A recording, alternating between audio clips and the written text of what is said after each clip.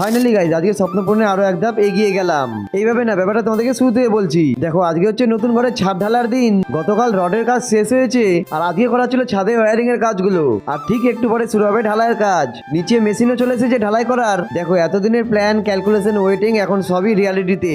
স্বপ্নটা যেমন ছোট ছিল কিন্তু খুশিরা তার চেয়ে অনেক বড়। মানে বাড়ির আরো একটা পার্ট আজকে কমপ্লিট হচ্ছে স্টেপ বাই স্টেপ। আর দেখতে দেখতে এদিকে ঢালাই করার লোকজনও চলে এসেছে আর ওরা এখন ওদের মেশিনগুলোকে সব রেডিও করে নিল।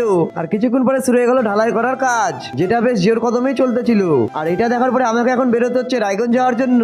আর আমি আমার বাউন্ডাকে নিয়ে রায়গঞ্জের জন্য বেরিয়ে পড়লাম। কারণ হলো, যেসব মিস্ত্রি আর লেবার গুলো কাজ করছে তাদের জন্য আমি বিরিয়ানি অর্ডার করেছিলাম আর সেটাই আমি নিতে যাচ্ছি।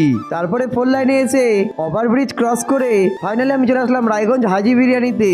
আর এখানে আমাদের বিরিয়ানি অলরেডি প্যাক করা হয়ে গেছে, এখন শুধু নিয়ে যাওয়ার পালা। আর বাড়ি আসার পরে দেখি ছাদ ঢালার কাজটা একদম শেষের দিকে। দেখো, একটা বারে এত কিছু দেখানো সম্ভব না। তো দেখা হচ্ছে নেক্সট পারে। ততক্ষণের জন্য সাবস্ক্রাইব আর ফলো করে নিও। চলো, বাই।